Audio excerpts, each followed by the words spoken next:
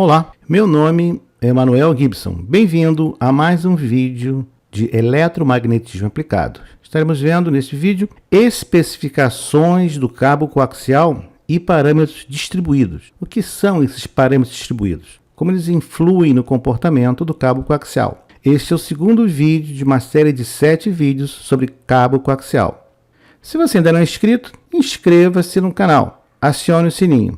Se você já é inscrito ou não inscrito, deixe seus comentários e sugestões. Obrigado.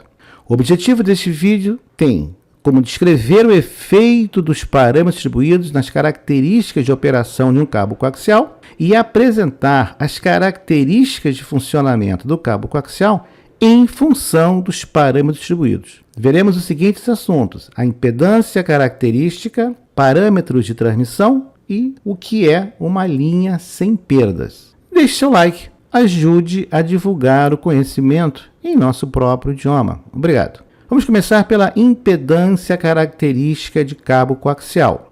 Vamos definir a impedância característica de uma linha de transmissão, Z0, como sendo a relação entre a tensão e a corrente em qualquer ponto da linha, e expressa em função dos parâmetros distribuídos dessa linha pela equação mostrada.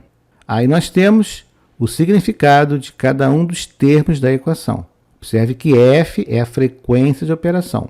A impedância do cabo deve ser a mesma dos conectores e dos equipamentos a ele ligados. Mantendo esse casamento de impedância, você aumenta a transferência de energia, de potência. Se você liga cabos ou conectores ou cargas com impedâncias diferentes, vai haver uma perda por descasamento devido à reflexão do sinal. Vários parâmetros dão uma indicação dessa perda.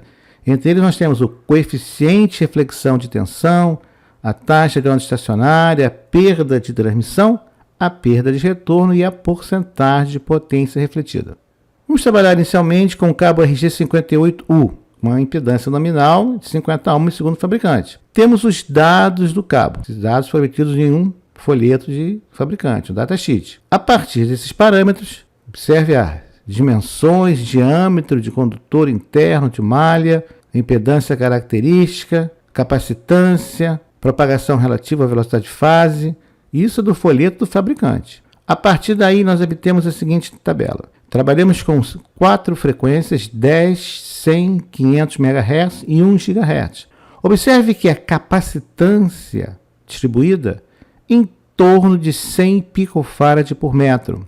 A indutância distribuída na faixa de 200 nanohenry por metro. A condutância distribuída em torno de 3 vezes 10 a menos 15 siemens por metro. O que varia com a frequência é a resistência distribuída.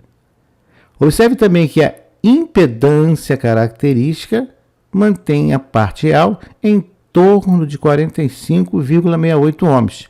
Também uma parte reativa.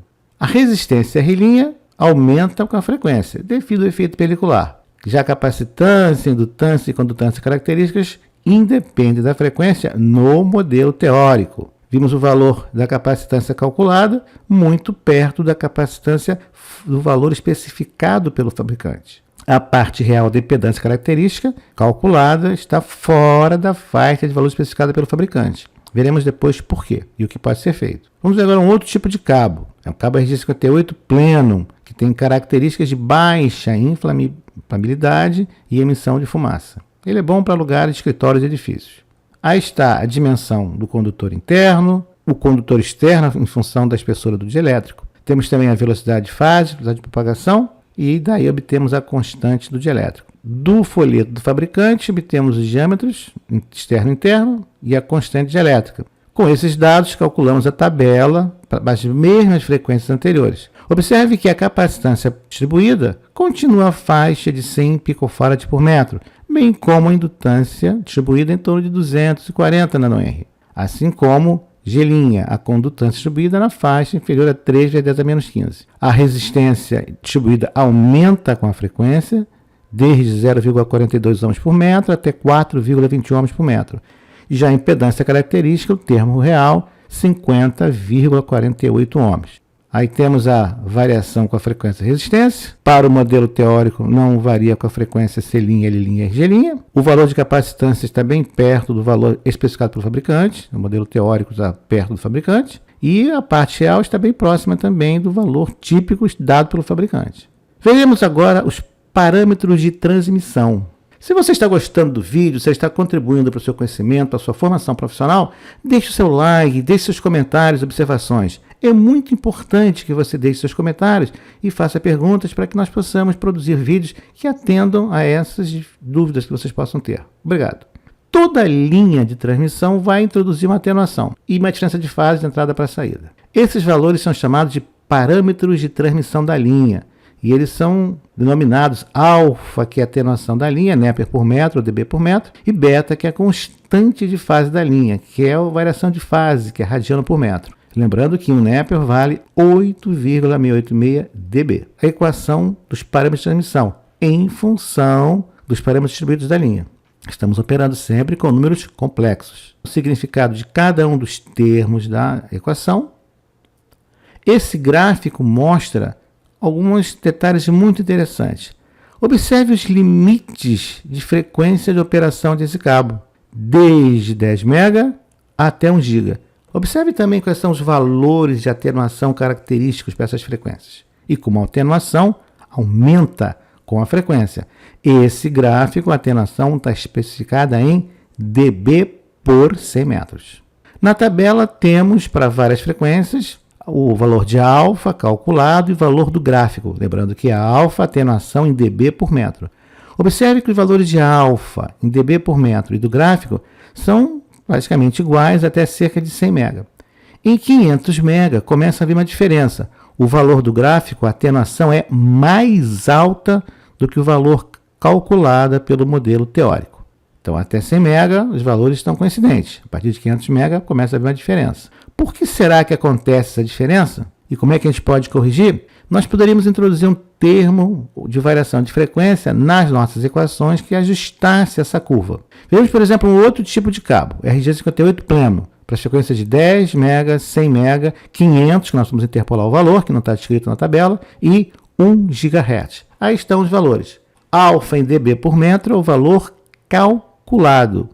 E na tabela, alfa dB por metro é o valor que está dado pelo fabricante. Até 100 MB, os valores estão bem próximos. Já de 500 MB, obtemos uma diferença. O nosso modelo mostra que a atenuação é inferior ao valor real. Precisamos corrigir isso. Uma alternativa, como já foi dito, é corrigir as equações para que haja uma maior dependência com a frequência. Linha sem perdas. O que é uma linha sem perdas? O que acontece quando nós temos o valor de R' e G' zero e ômega muito elevado? Nesse caso, olhando para a equação, nós temos que apenas os termos L' e C' permanecem.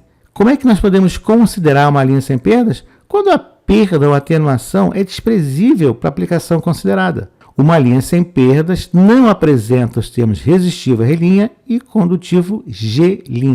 No entanto, a ausência desses parâmetros não oferece um comportamento diferente para as frequências diferentes. Nós temos que considerar isso. Como pode ser observado na figura, a linha continua se comportando como uma estrutura passa-baixa, um filtro passa-baixa, indutor em série com sinal, capacitor em paralelo com sinal. Então, embora não ocorra perda ômica ou dissipação em calor, as frequências mais altas são mais atenuadas, de forma que a sua amplitude na saída é menor do que na entrada. Quanto mais alta a frequência, mais o sinal é atenuado, para um sinal complexo e ser distorção. Então, quando as frequências são muito altas e R' e G' podem ser desprezados, a impedância característica de uma transmissão é dada por raiz quadrada de L' sobre C'. É uma simplificação bastante utilizada. Vamos pegar o RG58, vamos ver se funciona. Vamos substituir pelos valores e obtemos 45,7 ohms. Observe que essa equação aproximada dá um valor extremamente próximo do encontrado pela equação completa. E para o cabo RG58, nós vamos obter o mesmo valor obtido a partir da equação completa. Então, parece que em frequências mais altas também, parece-nos que a equação da impedância considerando a linha sem perdas parece ser adequada para várias frequências de vários cabos. É uma simplificação, mas estamos mostrando que, pelo menos nesses casos, uma simplificação bastante correta. E os parâmetros da linha sem perda? Bom, se não tem perda, o alfa é 0 dB por metro, 0 nep por metro. Já o beta pode ser calculado por as maneiras mostradas. Temos aí o que significa cada um dos parâmetros utilizados nas equações. Beta também pode ser expresso por essa equação mostrada aí. Vamos agora fazer uma tabela onde temos várias frequências e o valor de constante de beta pela equação simplificada, considerando a linha sem perdas, que é a coluna do meio. Na direita, temos a constante de fase para a equação completa. Observe que os valores são extremamente próximos. Se nós trocarmos para o cabo RG51 pleno, observamos a mesma coisa. Os valores são muito próximos do modelo simplificado, considerando o cabo sem perdas, e o modelo complexo, utilizando cabos com perdas. Os valores são muito próximos para beta. Conclusão: embora ocorra uma convergência bem razoável entre os valores apresentados pelos fabricantes e os valores teóricos, isso ocorre até cerca de 100, 500 metros. A partir disso, há uma diferença que pode ser corrigida alterando-se a variação com a frequência dos parâmetros. No entanto, variação na fabricação, tolerância, tempo de teste também pode explicar essa variação. As equações teóricas, vamos mostrar isso em vídeos posteriores, são simplificações, aproximações, o que também explicam as discordâncias encontradas. Quanto mais perto da realidade do modelo, mais complexo, mais poder computacional exigido. Em um próximo vídeo, vamos mostrar algumas dessas simplificações e o impacto, o que acontece no comportamento do cabo, no comportamento previsto e no comportamento real do cabo. A aproximação por linha sem perdas parece ser uma aproximação bem razoável, caso você esteja interessado em calcular a impedância característica do cabo e a sua constante de fase. O que nós vimos nesse vídeo? Impedância característica, parâmetros de transmissão, atenuação e fase. Observamos a diferença entre os afastamentos entre os valores obtidos pelos modelos teóricos e os dados do fabricante. Vimos também linhas sem perdas, onde trabalhamos com atenuação, que é igual a 0, a fase e a impedância característica. O que nós vamos ver no próximo vídeo? Velocidade de fase, velocidade de propagação, comprimento de onda e profundidade pelicular. O que são esses parâmetros? Como eles afetam no desempenho de um cabo coaxial e como esses parâmetros vão afetar suas aplicações na área de engenharia. Obrigado.